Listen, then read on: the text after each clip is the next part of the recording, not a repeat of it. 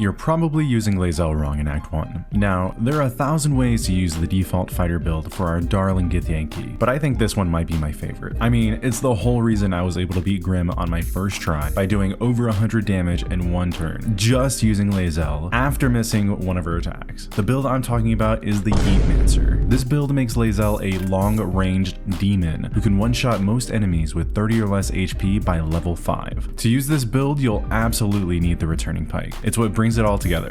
The returning Pike does just that. It returns to you every time you throw it. Coupled with Lae'Zel's strength and the Tavern Brawler ability, you'll be doing massive damage every throw and be getting your weapon back each time. You can buy it off the merchant in the Goblin Camp. You look like you got something jingling in your pocket. The Tavern Brawler ability is the reason this whole thing works. It increases throw damage, which makes this build go round. The reason I like this build on Lae'Zel is because she gets the Action Surge ability, which gives her an extra action at level 2. It requires a short rest to replenish, so just make sure you loot often to keep your camp supplies high. That way you can spam Action Surge at the beginning of each fight for massive entry damage. On top of that, you get an extra action as a fighter at level 5, effectively giving you 4 throws when you have Action Surge available. The items you add to this build make every throw that much more potent. The items I like to use are the Gloves of Uninhibited Kushigo, which you can get for saving the Mushroom Picker in the Underdark. The Boots of Elemental Momentum, which can be bought off of Lady Esther at Rosymorn Monastery Trail. That's pretty late in Act 1, so you can also use Boots of Speed or Spider Set Boots. The Caustic Band, which can be bought off of Dareth